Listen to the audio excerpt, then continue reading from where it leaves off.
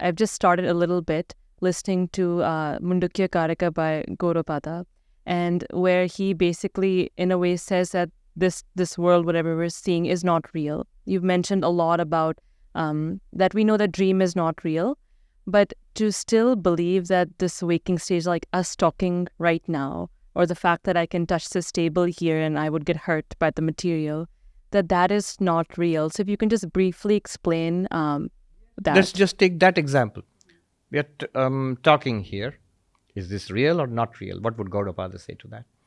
If you knock yourself against the table and it hurts, ouch, it hurts. Is that real or not real? And whatever does it mean to say it's not real? What Gaudapada would say to that is, so you are sitting here and talking, right? Yes.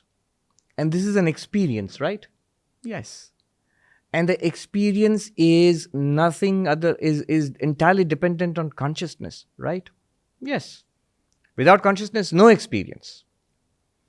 Now, are you a person talking, or are you consciousness? Basically, I'm consciousness. And in this body-mind person, I'm engaged in talking to another person, who's also, by the way, that same consciousness. Would you say that the consciousness is talking to another consciousness or another person? Does it make sense to say consciousness is talking? No, consciousness doesn't talk. Then what is the relationship of consciousness to talking? The talking and the person, they are appearances in consciousness. Consciousness is the reality in which an experience of being a person talking to another person is being experienced. That is the falsity. Let me run through it again. Yes. Our common sense approach is, we're sitting here and talking. Done. What's there to talk about? What's there to discuss here? It's so two people talking. It's common sense. Now Gaudapada would say, two people talking, right? Yes. Is it an experience? Yes.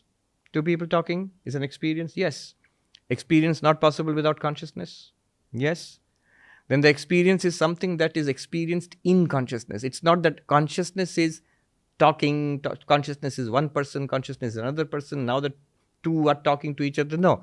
Consciousness is just experiencing this whole thing, that two people are talking.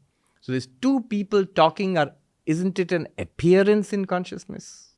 Right. So it's not like two body minds are talking. Yes, right. So it's not that there is actually a physical body, in that there is a mental mind, in that there is a consciousness. Not like that. In one limitless awareness arises like a movie playing or a dream appearing, two people sitting and talking. Gaudapada asks, what's the reality here? Is the reality a table, or is it that I am seeing the table? Is that a better description? I am seeing the table. But I am seeing the table. Is it possible without consciousness? No.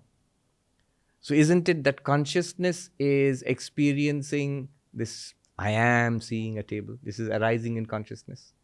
This arising nature of things is called unreality. Just like in a movie, technically the actors, what they're doing is real, but in reality, it's not real. You're just watching a movie that's fake. As far as the movie goes, yes, there are cops and robbers and there are car chases and space battles and everything. But really what's there? It's a screen and light and pictures. Therefore, we say it's a movie, it's not real. But it's almost the same thing here. As long as we keep consciousness out of the picture, yeah, there are bodies and there is mind, there is speech, there is interaction.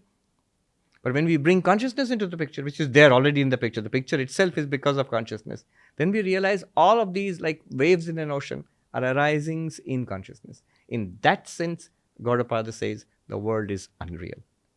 It's empty in itself, but is actually in one sense full of consciousness. And the consciousness alone is appearing and is experiencing itself in all of these ways. That's a wonderful explanation. And I just want to, before ending this podcast, just say that there's very few podcasts where I actually feel like this will really, really help the person watching. This is something that if people actually dive into and then they further study, this can eliminate their suffering and really bring light into their mind. And it helps all of us, the person watching and the person talking, both of us. It's wonderful to dwell on this. In the Panchadashi, there is a description of what's the practice of this Advaita Vedanta. Yeah, I know you will say hearing, reasoning, meditating. But the author of Panchadashi, that Advaita text, he says, tat kathanam tat chintanam parasparam tat prabodhanam etad eka paratvam hi brahmabhyasam vidurbhuta. What does that mean? Talking about it, thinking about it, Brahman, one consciousness, Advaita Vedanta, explaining to each other, parasparam tat prabodhanam, awakening each other. This one-pointedness about Brahman, eka paratvam, or this focus on the one reality, this is called the practice of Brahman, Brahmabhyasa. This is the practice of Advaita.